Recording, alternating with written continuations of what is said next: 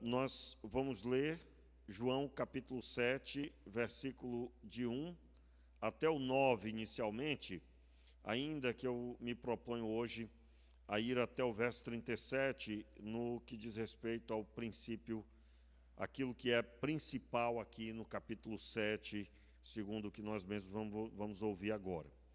Vamos ler versículo 1 até o verso 9, diz assim a palavra.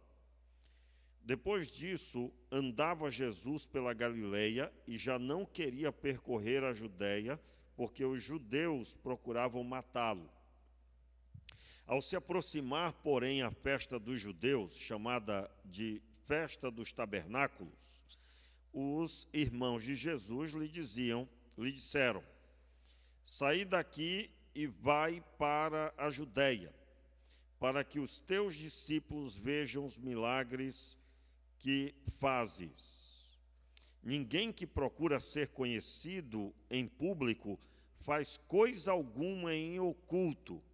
Já que fazes estas coisas, manifesta-te ao mundo, pois até os seus irmãos não criam nele. Vamos repetir aí o verso 5. Pois até os seus irmãos não criam nele. Disse-lhes Jesus: o meu tempo ainda não chegou. Para vós, porém, qualquer tempo é tempo. O mundo não vos pode odiar, mas me odeia, porque dele testifico que as suas obras são más. Subi vós à festa. Por enquanto, não subirei a esta festa, porque o meu tempo ainda não chegou. Verso 9, todos juntos. Tendo dito isso, Jesus ficou na Galileia. Vamos orar? Meu Pai, em nome de Jesus, te pedimos a tua mão viva e poderosa, de forma que possamos compreender a tua palavra, que sejamos edificados, que o Senhor fale ao nosso coração, que os princípios da tua palavra sejam potentes em nós, para mover a nossa vida em direção à tua glória. Oramos assim, meu Pai, no nome de Jesus. Amém e amém. Meus irmãos, o capítulo 7, o título aí é A Incredulidade dos Irmãos de Jesus. E aí depois, a ênfase está até o verso 44, pelo menos o tópico todo, que fecha o assunto com a festa dos tabernáculos. Nesse momento, nós precisamos compreender algumas coisas que estão acontecendo aqui. Primeiro, o texto se dá dando ênfase que os irmãos de Jesus, eles confrontam a conduta de Jesus, dizendo que ele deveria ir para Jerusalém, onde, por causa da festa dos tabernáculos, havia uma grande multidão esperada ali. A festa dos tabernáculos era comemorada todos os anos, e era exatamente agora, nesse período que nós estamos. É claro, o calendário judaico é diferente do nosso.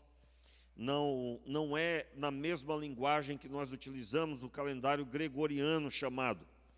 Mas o período em que a festa dos tabernáculos se dá é equivalente ao nosso período do ano, que é esse agora, o período de outubro.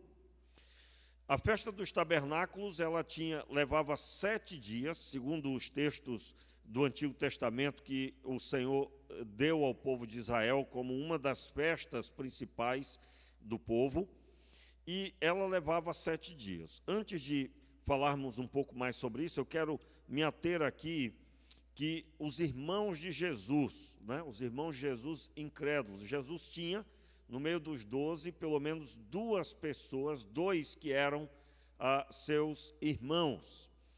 A ênfase aqui, agora, é a compreensão sobre a quantidade de irmãos que Jesus tinha. Eu gostaria de retomar aqui com os irmãos esse texto. Nós já lemos em outro momento o texto de Mateus, capítulo 13. Por favor, abra aí a sua Bíblia. Mateus, capítulo 13, o versículo 53 até o 58. Vamos ler? Quando Jesus acabou de contar essa parábola, essas parábolas, retirou-se dali. E chegando à sua terra, ensinava-os na sinagoga, de modo que se maravilhavam e diziam,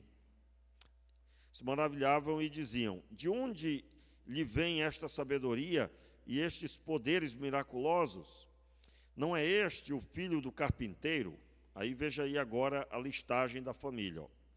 A sua mãe não é chamada Maria, e os seus irmãos não são Tiago, José, Simão e Judas?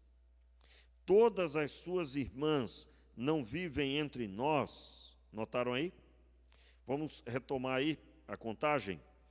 Tiago, José, Simão e Judas. São 4 homens. E todas as suas irmãs não vivem entre nós? Aí não há uma narrativa, não existe um registro de quantas irmãs Jesus tinha. Eu quero aqui dar ênfase, você sabe que, por exemplo, existe na doutrina católica, por exemplo, onde a maior parte de nós é oriundo, né? Eles não reconhecem que Maria teve outros filhos. Esse texto aqui, quando lido, é interpretado que aqui se tratava de seguidores de Jesus, portanto, irmãos de Jesus. Bem, se Jesus é filho de Deus, quem segue Jesus é irmão de Jesus. Jesus é o Filho de Deus e todo aquele que se propõe a obedecer a Deus também é filho de Deus. Portanto, são irmãos. Há um esforço muito grande para a compreensão dessa, mas não tem fundamento. Com todo o respeito aos católicos, no que diz respeito à fé deles, nós não queremos aqui desrespeitá-los, mas eu quero fazer jus ao que a Escritura está dizendo. Existem pelo menos outros 3 textos que citam os irmãos de Jesus e citam os discípulos no mesmo texto. 3 não, 2 textos basicamente. Nós não vamos ler, não é necessário, nós não estamos estudando sobre essa doutrina, né?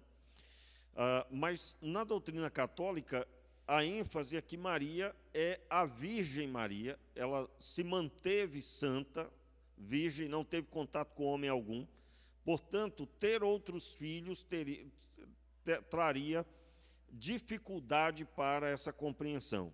Então, quando absolutamente não há nenhum problema, ter filhos é uma ordem de Deus, né? Crescei-vos e multiplicai-vos, é uma ordem do Senhor.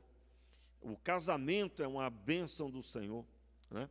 Então, absolutamente, Maria não foi diminuída em nada em ter outros filhos. Porém, na linguagem da doutrina católica, que ela é a mãe de Deus e que ela tem a capacidade de pedir, de rogar pelos pecadores, né? Aí é necessário transformá-la em uma pessoa nesse quilate. Agora, nós cremos plenamente no que a Escritura diz. Maria seguiu sua vida, ela seguiu tendo filhos depois. O texto bíblico vai deixar claramente que José não tocou em Maria até Jesus nascer. Isso aí a Bíblia mesmo diz. Porém, ela seguiu sua vida, normalmente teve um número de filhos. Aqui são 4 homens, podendo ser muito mais de 4 mulheres depois. Ainda que a Bíblia não nos traz essa informação, mas está aqui no plural. As suas irmãs. As suas irmãs. Está claro aí, irmãos? Verso 56. Todas as suas irmãs não vivem entre nós. Então, de onde lhe vem tudo isso? Tudo isto? E escandalizavam-se por causa dele. Jesus, porém, lhes disse: nenhum profeta é desprezado a não ser na sua terra e na sua casa. E não fez ali muitos milagres por causa da incredulidade deles. Então, mais uma vez aqui, a ênfase que a incredulidade aqui, não da família, mas do povo, né? Você vai encontrar também um outro momento de incredulidade. Eu gostaria que você abrisse aí a sua Bíblia em Marcos, capítulo 3. Entenda bem aí, nós vamos no final chegar a uma conclusão interessante para nosso ensino, para nossa edificação. Marcos, capítulo 3, o versículo 20. Vamos ler o verso 20 e 21. Vamos ler aqui juntos, aqui na tela. E foram para uma casa e afluiu outra vez a multidão, de tal maneira que nem sequer podiam comer pão.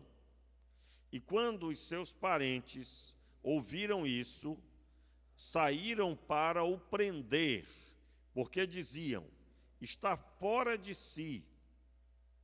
Só aí, só até aí mesmo. É nesse texto que Jesus é chamado de alguém que estava servindo aos demônios, e que provavelmente ele repreendia demônios em nome de Belzebu. É nesse mesmo texto. Veja bem, a base de uma pessoa é a sua família. A família de Jesus, nesse texto, nesse trecho, declara que ele estava louco. A tradução da linguagem de hoje, eu não sei se alguém aqui está nesse momento acompanhando, mas se eu não me engano, a tradução da linguagem de hoje traz dessa forma, que ele está louco, ou seja, está fora de si. Ele não está em sua condição normal. Agora, por quê? E eu gostaria muito que você compreendesse isso.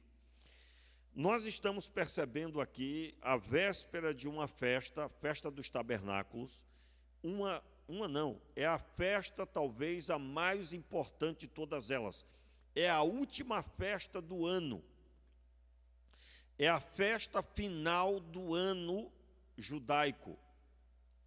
E eu vou relatar aqui algumas coisas importantes, eu creio, e eu gostaria que você atentasse para elas. Primeiro, o texto mostra que Jesus recebe orientação, uma orientação não crédula, né? Uma orientação de quem está contra Jesus. Ele, no verso 4, ninguém que procura ser conhecido em público faz coisa alguma em oculto. Já que fazes estas coisas, manifesta-te ao mundo, pois até seus irmãos não criam nele. Qual foi a atitude de Jesus aqui? Logo em seguida, Jesus fala, né? O tempo de vocês está sempre pronto, o meu ainda não chegou. Ele se referia que não era chegado o momento dele padecer ainda, dele morrer. Ele estava sob ameaça de morte na Judéia. A Judéia, perto de Jerusalém, ao redor de Jerusalém. Ele, indo para lá, ele estava na iminência de ser morto, ainda não era chegado o momento. Veja o que aconteceu aí a partir do versículo 10. Depois que seus irmãos subiram à festa, porém, ele foi também, não publicamente, mas em oculto. Por que Jesus fez isso? Ele não andou mais com seus irmãos, não foi com eles. Ele disse: eu não vou agora. Não vou, ou não vou agora.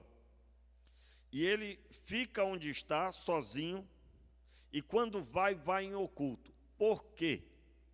Certamente porque se ele vai com os seus irmãos, que não acreditavam nele, eles iriam denunciá-lo, apontar para ele, pois esse é o ambiente que depois se forma Jesus indo de forma oculta. O que seria Jesus ir de forma oculta? Ele não foi com a multidão, ele saiu sozinho. E você fica até percebendo que os discípulos aqui pareciam não estar com ênfase junto com ele, porque facilmente iam perceber aquele grupo de pessoas andando com Jesus. Ainda que, é claro, os discípulos estavam sim com ele, mas a impressão que dá é que Jesus está aqui sozinho. Se você lê o texto do começo ao fim, você tem a impressão de que Jesus estava num momento difícil, sendo repudiado. É um momento de oposição que ele está passando. Muito importante essa informação agora para entendermos o que vai vir daqui a pouco. Observe bem aqui. Jesus, então, ele vai sozinho. Literalmente, a impressão que a gente tem é que ele chega lá com um pano sobre sua cabeça, que ele vai no meio da multidão. entenda bem aí que multidão é essa. Meus irmãos, a festa dos tabernáculos era a grande festa. Logo que terminava a festa dos tabernáculos, era o dia da expiação anual. Portanto, era um momento da celebração que as pessoas, mediante a festa dos tabernáculos, e literalmente, veja bem, a palavra tabernáculo, você deve lembrar aí do tabernáculo do Antigo Testamento. Quando o povo de Israel sai do Egito, eles têm o templo, mas era um templo móvel, que era o tabernáculo. Ele era montado aonde eles paravam, montavam o tabernáculo. E assim, o povo também, pois estava de viagem no deserto para Canaã, eles moravam em tendas. A festa dos tabernáculos era o momento em que o povo saía de todas as regiões, montavam suas barracas para relembrar o período dos antepassados no deserto, caminhando para Canaã. Esse era o momento em que eles não tinham nenhum conforto, eles faziam questão de não ter muito conforto, porque essa era a realidade do povo no deserto.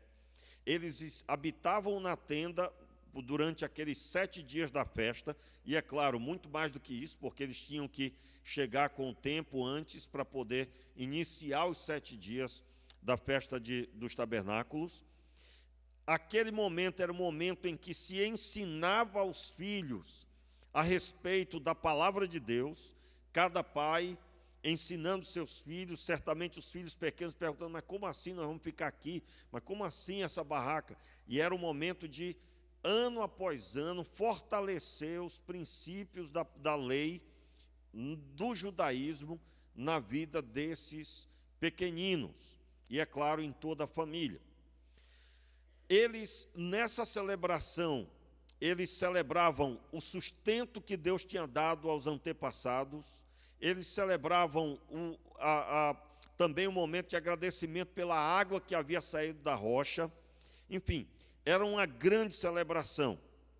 E aí, Jesus, ele vai para essa festa, mas há sim ali uma grande multidão. Nós estamos falando, irmãos, de não ter espaço direito em Jerusalém. Havia milhares e milhares de pessoas. E detalhe, a festa dos tabernáculos aponta para a pessoa de Jesus quando ele aparecesse para salvar os homens. Aliás, não só a festa dos tabernáculos, mas todas as festas apontam para Jesus. Eu acredito que você já sabe que o Antigo Testamento aponta para a pessoa de Jesus. O que significa o que eu estou dizendo? Aponta para a pessoa de Jesus.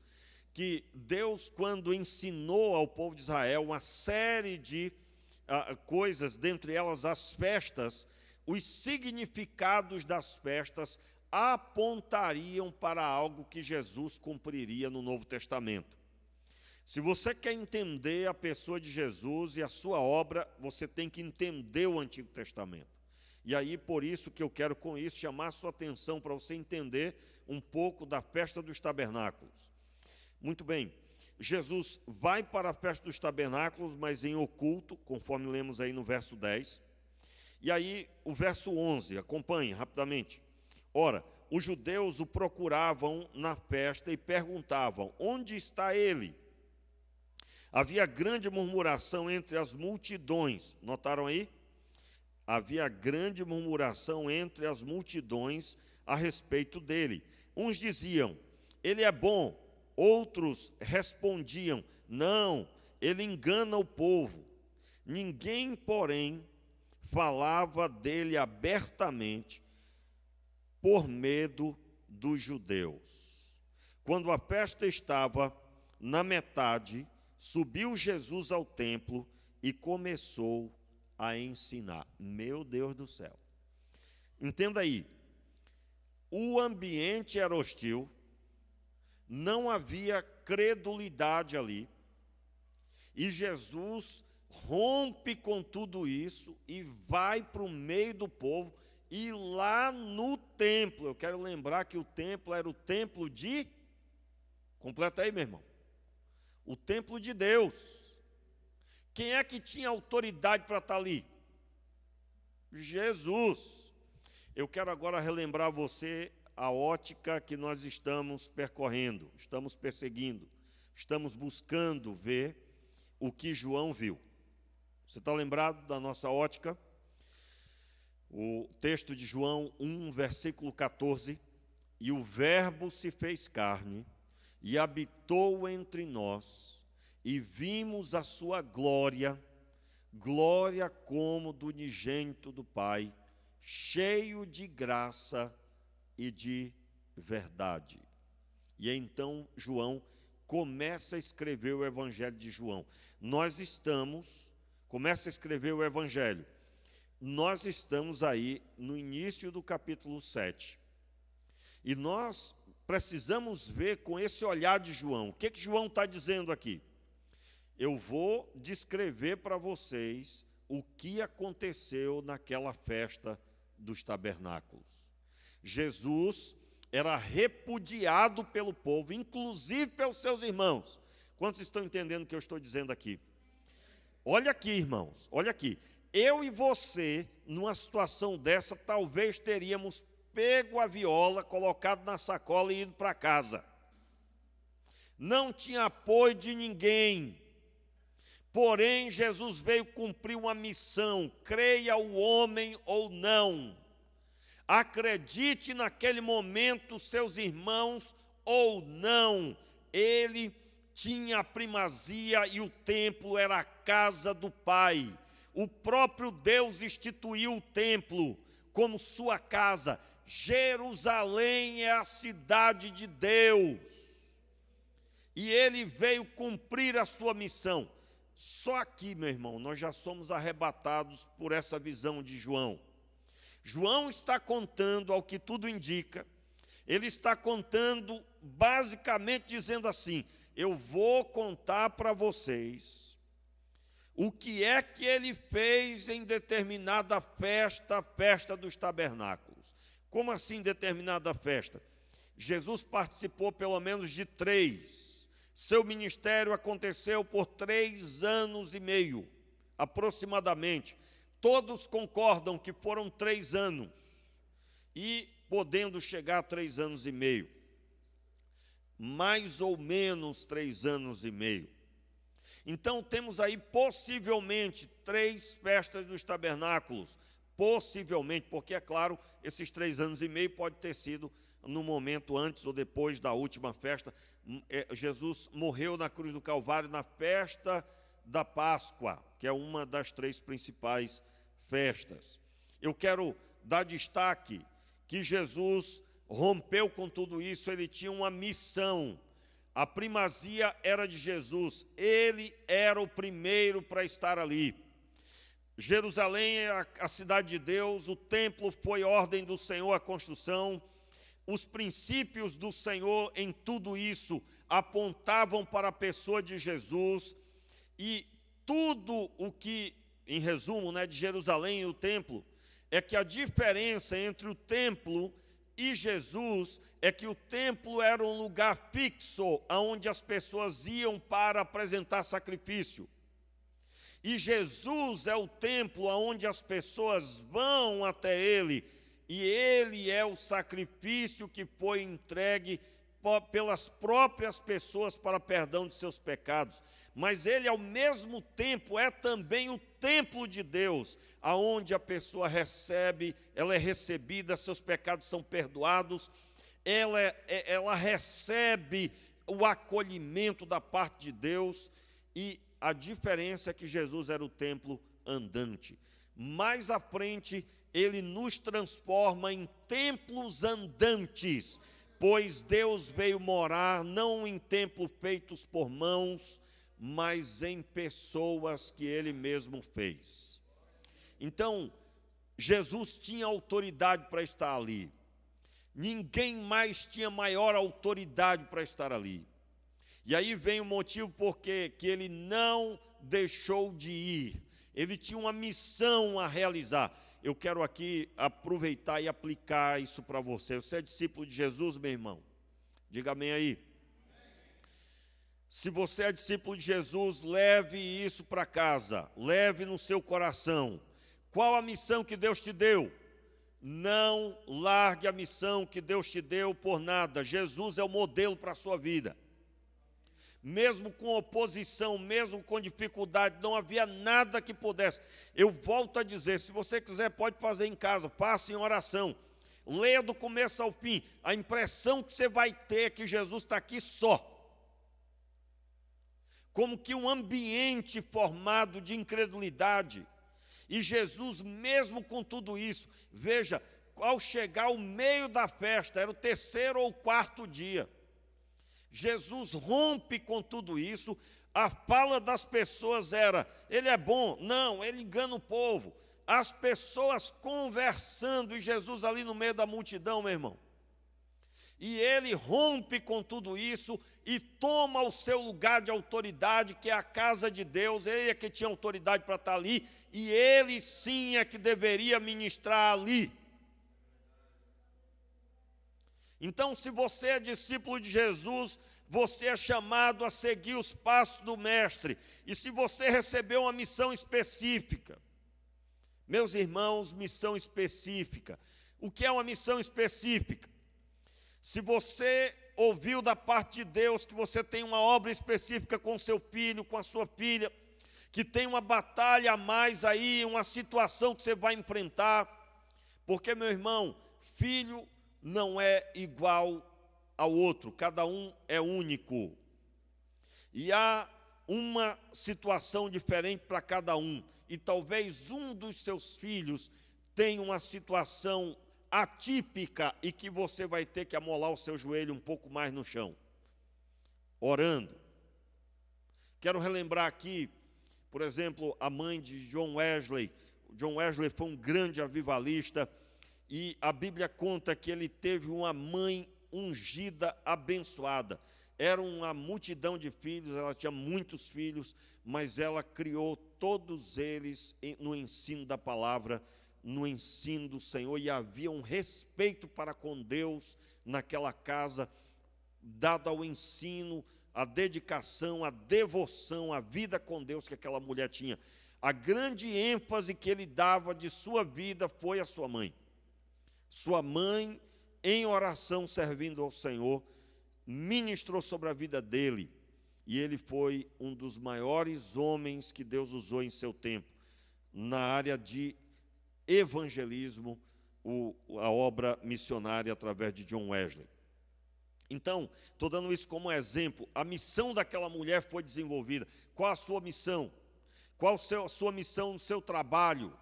Você sabia que lá no seu trabalho, além de você ter o seu sustento, Deus pode colocar no seu coração que você vai interceder por alguém especificamente, que o Senhor te colocou ali e você tem uma obra, porque você é luz, então, em meio às trevas, você vai ser usado para elas. Como é que você foi convertido? Como é que você se converteu? Alguém pregou. Alguém foi usado por Deus para você, e assim você é chamado da mesma forma. Eu estou dizendo que nós temos uma missão geral, ser sal e luz. Mas há também uma missão específica, quando você ouve da parte de Deus, que você especificamente precisa atentar para uma missão específica.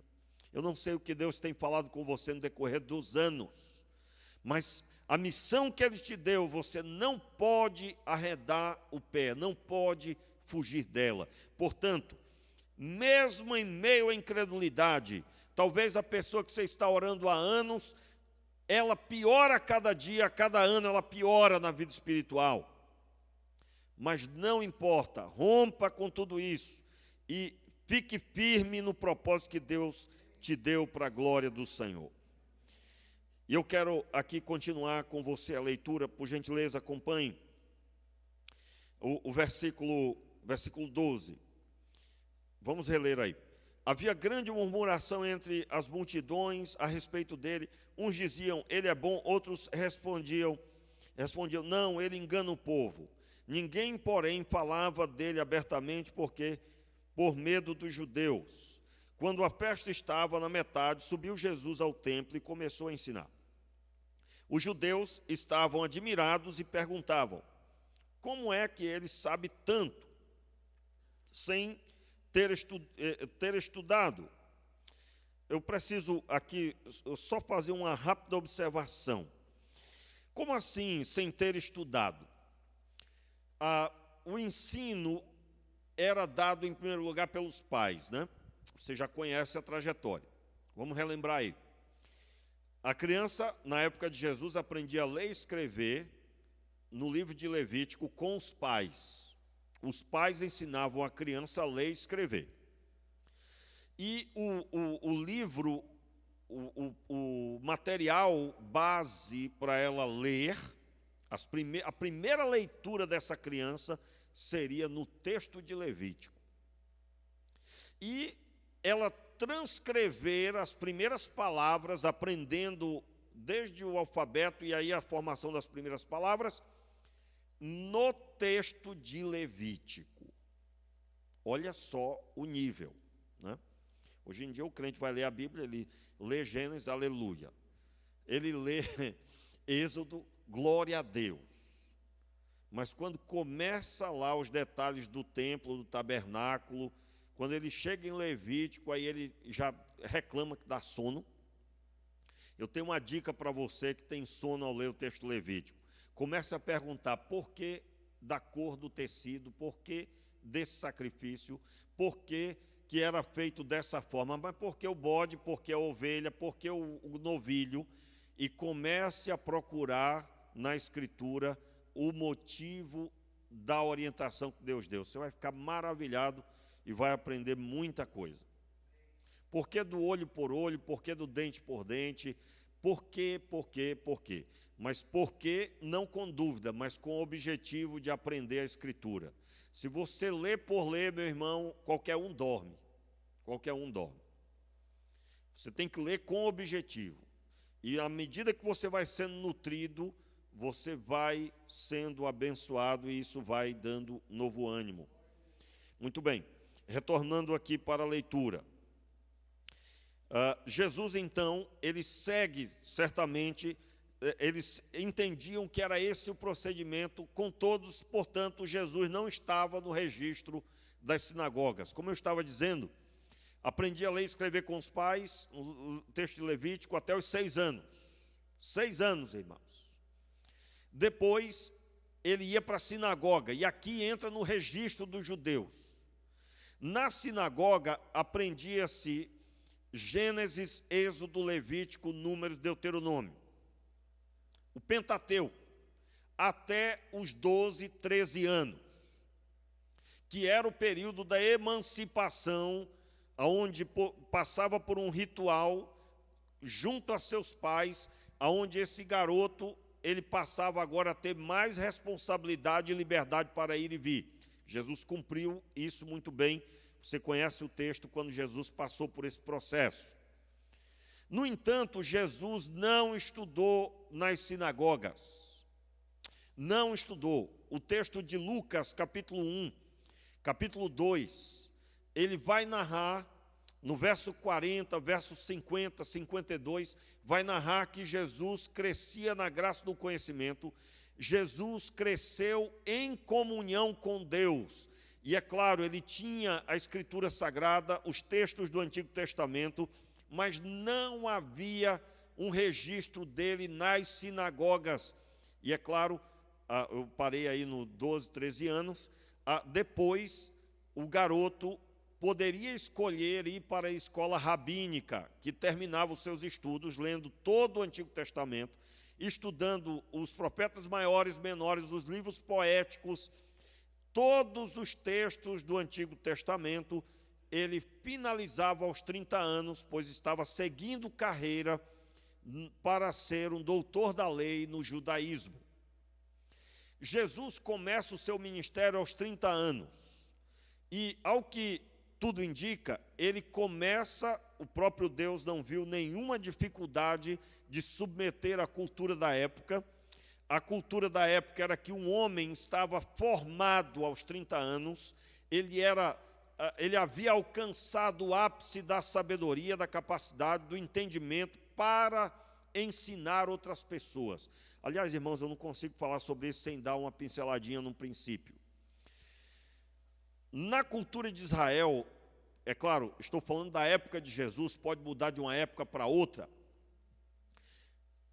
Um doutor da lei, quando falava, todos deveriam ouvir, porque ele foi preparado para ensinar. Ele foi instruído para poder ter sabedoria para lidar com o ensino das pessoas. Havia na cultura, muito fortemente, que um garoto não andava com outro garoto como sua única companhia. Mas ele precisava andar com alguém inteligente, sábio, formado, sábio para poder ele se espelhar nessa pessoa.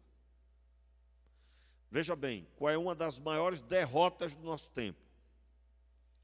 O adolescente só quer andar com adolescente. O jovem só quer andar com jovem. E o que vai sair disso? No Antigo Testamento teve quem fizesse isso. Você vai ver lá Salomão, quando morre, o seu filho que sucede ele, tira os anciãos para aconselhá-lo, e ele vai se aconselhar com quem cresceu com ele, com os seus amigos de infância. E os amigos dão a ele conselho tal que ele perde a liderança do reino. O reino fica dividido por causa daquilo. Então, irmãos, até hoje, se você ir por essa linha, você vai ter problema. Qual é a visão que nós temos que passar para os nossos jovens, para os nossos filhos, para essa geração? Você está em treinamento para um dia ser um governador de um lar. E você precisa visar não o agora, mas o futuro. Portanto, eu estou me espelhando em quem tenho que me ensinar. Você deve ter amizade com seus amigos da mesma idade, claro que deve, mas você não pode perder o foco que você está em treinamento. E se está em treinamento, hoje eu estava reforçando isso lá em casa, na mesa, teve uma situação lá, aí eu disse, meu filho, isso é assim, assado, desse jeito, e ele ficou assim olhando para mim, eu digo, não se esqueça que você está em treinamento, um dia você vai ser um governador de um lar, igual seu pai, e a minha oração, que é claro, né, essa parte eu estou dizendo agora, a minha oração é que ele alcance muito mais para a glória de Deus. Meu garoto, eu já disse para ele e reforço sempre, está em treinamento. Quem é o principal treinador dele? O pai, é o pai. Por isso que eu quero dizer para você, você que ainda não é casado ou nem namora, veja bem a sua capacidade, porque um dia você vai ter que ter o que dá para os seus filhos. Se você não sabe, precisa ser orientado, como que você vai poder orientar alguém? Então, isso é muito forte, irmãos. Isso é o que forma uma geração. Por isso, nós não abrimos mão. Nós precisamos buscar o fortalecimento da família, o fortalecimento da vida espiritual, para que possa, então, você ser esse instrumento de Deus abençoado. E aí, retornando aqui para o texto, a Bíblia está dizendo que os fariseus disseram, como que ele tem essa sabedoria se ele não estudou com a gente? Aliás, irmãos, aqui é uma outra pancadinha que a gente pega. Nós podemos cometer o erro de olhar para quem não esteve nos nossos arraiais e aí perguntar, mas como assim tem tanta sabedoria se não fez o seminário A, B ou C, né? Nós não podemos atribuir sabedoria a quem estudou muito ou pouco, porque a sabedoria mesmo começa com o temor do Senhor. E é claro, nós não vamos desprezar o conhecimento, mas nós não podemos nos sentir detentores do conhecimento. Como assim? Vou dar um exemplo para você aqui, claro. Nós temos uma série de pessoas aqui chamadas ao ministério. A minha oração é que eles alcancem muito além do que eu alcancei. Em matéria de estudo, capacidade de liderança, que eles sejam muito maiores no sentido do alcance. Por quê? Porque o que Deus fez na minha vida, tudo que Deus fez na minha vida, eu me espelho em Jesus, portanto não tem limite. Eu não posso limitar a visão que eu tenho para as pessoas, baseado no que eu alcancei, pois o nosso limite não é o que esse ou aquele alcançou, mas é aquilo que o próprio Deus instituiu. E o nosso modelo para a nossa vida, para nos despertar e nos conduzir, é Jesus. Portanto, qual é a minha expectativa de você? Por isso, meu irmão, você vai passar ano, entrar ano, eu posso estar aqui pregando para 2, 3, você vai me ver com a mesma animação para um domingo à noite, para um culto, para uma multidão que eu estiver pregando. Porque eu entendo que não é quem está em casa e só quem está com o seu celular ou a TV ligada é que, pela quantidade, é que eu vou levar em consideração. Eu entendo que quando eu estou ministrando a palavra, Deus está gerando em você uma estrutura que vai fazer a diferença dessa geração. E essa é a visão que o pregador tem que ter. O que tem de importante? A quantidade de pessoas? Nunca, jamais, mas o mover que Deus está trazendo sobre as nossas vidas. É isso que nós temos que valorizar em primeiro lugar. É claro que a multidão, nós estamos pregando para que pessoas se convertam, não desprezamos e não devemos desprezar a multidão nunca, jamais. Mas a ênfase é o que Deus está movendo. Eles achavam que só quem passava pelo ensino deles teria sabedoria. Eles entendiam que só quem tinha se matriculado nas sinagogas é que estavam aptos para ter uma sabedoria tal. E o próprio Deus ministrou sobre a vida de Jesus. Eu quero aqui deixar claro e incentivar você. Não seja limitado, não seja limitado. Como que você pode ser limitado? Ah, meu Deus, o pastor pregou hoje, meu Deus, que capacidade. Ó, meu irmão, a capacidade está aqui escrito, ó. Ou seja, se você tivesse aqui, você também fazia. Eu tive que escrever. Para mim, isso é motivo de grande humildade. Por quê? Porque se eu tive que escrever, eu sou igual a você. A diferença está na visão. Vou dar um exemplo para você aqui de limitar. Você olha e diz, eu nunca vou pregar assim. Aí você vai orar, o Senhor diz ao seu coração, te chamei para pregar minha palavra. Aí você se diminui. Eu não fiz o seminário como o pastor fez. Olha aí a diminuição. Eu não tenho essa capacidade, esse tempo que o pastor tem para poder preparar os estudos. Meu irmão, não coloque limite. O que Deus chamou você para fazer, Ele mesmo é que vai dar todo o suporte, e o seu foco está na pessoa de Jesus, e Jesus alcançou o topo. O topo. Você precisa repetir no final da sua vida o está consumado. Está consumado o quê? Tudo que Deus ministrou, tudo que Deus me ordenou, toda a missão que o Senhor me deu para fazer, eu realizei. Estou aqui fazendo analogia com a pessoa de Jesus, sim. Estou também fazendo analogia, aliás, vou fazer com a pessoa de Paulo. Paulo repetiu, está consumado que nem Jesus. Quando? Quando ele estava para ser decapitado. Ele declarou muito firmemente, eu finalizei a minha missão. Eu já estou sendo derramado como libação, como sacrifício. Eu sou instrumento nas mãos do Senhor até o fim.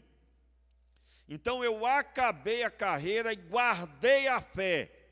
Ou seja, ele fez o trabalho dele muito bem. Quem guarda é porque tem. É o que Paulo estava dizendo. Eu estou partindo, estou por partir, mas não estou desanimado, sem fé, completamente envolvido com o desânimo das más notícias. Eu guardei a fé. E aí, é claro, eu não vou ler o texto, não separei também, mas eu quero aqui deixar claro, esse princípio nós devemos carregar na nossa vida espiritual. Quem coloca empecilho, quem se autoaprisiona, quem coloca barreira, eu não tive condição de fazer isso, eu não tive apoio, eu não tenho isso, não tenho aquilo. Meu irmão, firme a sua vida em Deus, sua vida no Senhor. O limite é o Senhor, o limite do seu crescimento é o Senhor. Portanto, tenha comunhão com Deus e obedeça a tudo que Ele mandar. E não despreze o conhecimento. O grande problema nessa fala que eu estou dizendo É quando a pessoa se limita a dizer, não, eu tenho comunhão com Deus, o resto eu faço conforme dá. Eu não tive oportunidade, eu não tenho estudo e tal. Meu irmão, acaba com esse negócio. Você vai seguir os passos do mestre. Portanto, não se autodeprecie, senão você não é discípulo. O discípulo segue os passos do mestre. Jesus crescia na graça e no conhecimento. Esse é o nosso chamado também. E aí eu estou dando ênfase que o erro que os judeus cometeram é achar que a sabedoria só poderia existir se passasse pelas mãos deles. Muito bem, agora eu gostaria que você abrisse aí a sua Bíblia no versículo 37 e 38. Nós vamos finalizar esse texto domingo de manhã, mas eu quero encerrar trazendo o entendimento básico e depois o aprofundado domingo de manhã. Verso 37 e 38, que diz assim: no último dia, o grande dia da festa, Jesus pôs-se em pé e clamou: se alguém tem sede, venha a mim e beba. Quem crê em mim, como diz a Escritura, do seu interior fluirão rios de água viva. Vamos entender esse texto de forma rápida. Meus irmãos, esse é o último dia, o grande dia da festa. Eu gostaria muito de narrar toda a trajetória do dia de Pentecostes, ou do dia da festa de tabernáculos. Era uma grande festa. Nós vamos abordar isso porque no decorrer desses dias da festa tem muitos princípios muito fortes para nós. Mas o último dia da festa era o dia que o sacerdote repetia um ritual que ele repetia os 7 dias. Só que a diferença é que durante os 6 primeiros dias ele fazia esse ritual uma vez só, que era um cântaro de água cheio, que era pego no tanque de Siloé, e ele fazia isso em formato de procissão com um grupo de líderes e religiosos, e então eles iam até o templo e derramavam no pé do altar, onde era feito o sacrifício, derramavam a água, fazendo um determinado ritual, cantando um trecho de um dos salmos, e esse trecho dos salmos era uma parte que falava a respeito da necessidade que eles tinham de serem salvos. Salva-nos, Senhor, salva-nos, Senhor. Domingo pela manhã eu devo ler com você esse salmo para entendermos melhor. Mas, basicamente, eles derramavam a água, fazendo alusão à água que saiu da pedra lá em Meribá. Quando eles declaravam isso, eles estavam fazendo alusão ao momento em que Deus matou a sede deles, e eles estavam pedindo que Deus, quando derramavam aquela água, eles estavam pedindo a Deus prosperidade, a bênção sobre sua geração, sobre o seu tempo. E aí é o momento em que Jesus se põe de pé. O texto, no versículo 37, diz assim: no último dia, o grande dia da festa, Jesus pôs-se de pé e clamou. Esse pôs-se de pé dá entendimento. Quando você vai estudar o texto, dá entendimento que Jesus se pôs em um lugar de evidência. E ele clamou: quem tem sede, vem a mim e beba. Entenda bem aqui, meu irmão. O povo estava reunido pedindo que Deus desse água. Eles clamavam pedindo prosperidade. A prosperidade vem com a água. Olha só o pensamento de prosperidade do judeu. Prosperidade, você pensa em prosperidade, vem à sua mente dinheiro, né? Não é assim? Dinheiro. A prosperidade para o judeu era água. O Senhor dando água ao povo. Por quê? Com a água tem o trabalho, tem as plantações, tem os animais. Portanto, eles só precisavam de água. Tudo mais viria junto com isso. Isso é muito forte, porque o entendimento de prosperidade está munido com a capacidade de obedecer a Deus com o trabalho. Você quer ser próspero? Peça o que você não pode produzir. Mas tudo que você pode fazer, faça com esmero. E você pode trabalhar. Diga, eu posso trabalhar. Diga amém. Então, Jesus, em meio àquele ambiente, ele se coloca fazendo um contraponto. Ele diz: se alguém tem sede, venha a mim e beba. Sabe o que Jesus estava dizendo? Vocês estão fazendo isso alusivo à rocha? É isso? Vocês estão fazendo isso alusivo à rocha que dela saiu água? É verdade? Vocês estão fazendo esse ritual, era feito no último dia, 7 vezes o mesmo ritual. E então Jesus está dizendo: vocês querem beber? Venha a mim então. Irmãos, a Bíblia vai dizer em 1 Coríntios, no capítulo 10, olha só que coisa extraordinária. No capítulo 10, no versículo 4, não está aí nos textos que eu passei, eu gostaria de ler com você. Aí, 1 Coríntios 10, versículo 4, leia comigo aí.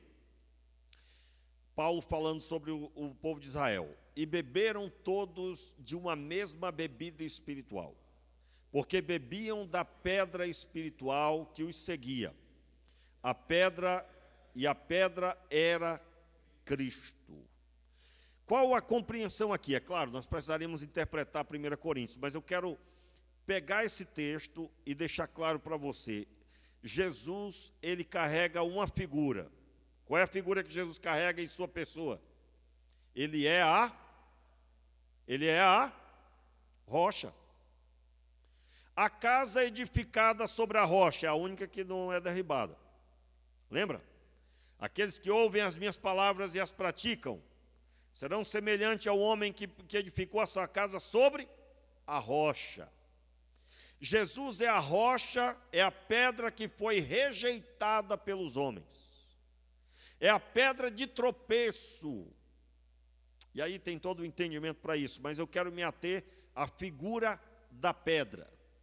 Paulo traz uma visão extraordinária, porque no Antigo Testamento, da pedra Deus tirou água. Qual era a visão que se tinha de Jesus? Jesus era como que uma pedra que dali não sai nada nesse momento. E Jesus estava dizendo: toda essa festa, ela remonta ao que Deus fez no Antigo Testamento. Entenda, o que Jesus está dizendo é: vocês não entenderam ainda que quando Deus no Antigo Testamento fez isso, Ele estava apontando para este dia. A pedra que dela saiu água para que todos fossem salvos. Esta pedra está agora no meio de vocês. E o Senhor estava dizendo: olha, vocês que têm sede ainda, venham e bebam. Qual o princípio de Deus aqui, meu irmão? E aí, é por isso que eu dei ênfase no começo, a incredulidade que Jesus teve que romper com ela. Jesus precisava fazer aqui essa pregação, esta declaração de que o que aconteceu no Antigo Testamento, que ano após ano os judeus iam celebrar, agora encontrou o ápice, pois a pedra que dela saiu água, ela agora está no meio do povo. Paulo, meus irmãos, você sabe que ele pegou e aperfeiçoou o entendimento. Deus usou o apóstolo Paulo para isso. O texto que eu li com você de 1 Coríntios faz alusão de Jesus como sendo a pedra no Antigo Testamento. E quando diz a pedra que os seguia, porque esta pedra depois ela continua dando água. Não a mesma pedra, mas a figura da pedra. E eu quero com isso dizer para você, nós temos muito a aprender aqui. E um dos ensinos é que nós podemos estar aqui reunidos, orando, pedindo a Deus algo, como se o próprio Deus não tivesse nos dado já, está próximo de nós. Quantos, meus irmãos, Estão pedindo uma cura que já foi determinada. O Senhor já deu toda a capacidade dela acontecer. O que é que falta? Falta você entender que você está vivendo esse tempo. E eu não estou dizendo que o Senhor vai curar você, aí é algo que o Senhor é que sabe. Mas eu estou dizendo que você já está vivendo o tempo da completude de todas as coisas. Porque Jesus Cristo consumou na cruz do Calvário todas as coisas. E tudo que era para ser liberado, para você ser um instrumento de Deus, já foi liberado. O que é necessário? Meus irmãos, nós precisamos ser libertos da religiosidade. Nós precisamos ser libertos daquilo que trava as nossas vidas. Por exemplo, uma das coisas que trava muita gente é a culpa que a pessoa carrega. O Senhor Deus perdoou, mas ela continua carregando o fardo, porque ela não se perdoou. Meu irmão, você sabia que até a pregação do Evangelho está comprometida na vida de quem carrega a culpa? Se você foi perdoado, ande conforme o Senhor Deus te perdoou, conforme o Senhor Deus fez. Porque quando você prega a palavra, perdoado, você está falando de algo que já aconteceu na sua vida. Mas se você prega a palavra com peso no coração, quando você proferir que o Senhor veio para perdoar os pecados, isso vai soar com falta de autoridade.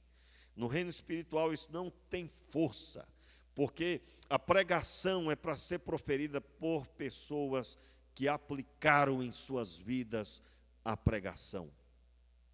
Por isso não tem nada a ver com ficar repetindo, mas tem a ver com a realidade espiritual que você recebeu e você prega. Se alguém chegar para mim dizendo, olha que furada ser crente, hein? Eu digo, meu irmão, você não sabe o que é ser crente ainda, você não entendeu.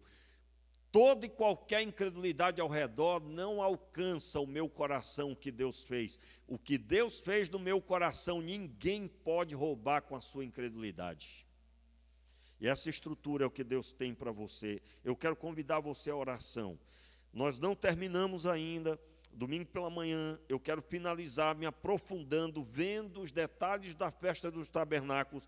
Nós não vimos quase nada, só um item praticamente da festa dos tabernáculos. E aí nós vamos percorrer pelo menos mais 3 ainda, ou 4, basicamente 4, e nós vamos percorrer para entender melhor ainda estas palavras de Jesus no último dia da festa. Eu creio que Deus está fazendo algo novo, algo maravilhoso aí na nossa vida. Fique de pé no seu lugar, vamos orar. Meu Pai, na Tua presença nós estamos. E nós queremos, Pai, beber da água viva. Nós queremos, meu Senhor, em nome de Jesus, nós não vamos destoar da mensagem, não vamos sair do foco, não, Senhor. Nós cremos, o Senhor está conosco, o Senhor anda conosco e nós estamos nas Tuas mãos. Nós te pedimos, Pai, abre a nossa visão para crermos conforme a Tua palavra nos ensina. Abre a nossa visão para que entendamos, Senhor, a Tua vontade e a nossa vida seja genuinamente edificada na rocha que é Cristo Jesus, nosso Senhor. Nós te pedimos, gera em nós essa realidade espiritual, do Teu interior fluirão rios de água viva. Pai, leva-nos a esta compreensão, no nome de Jesus, amém e amém.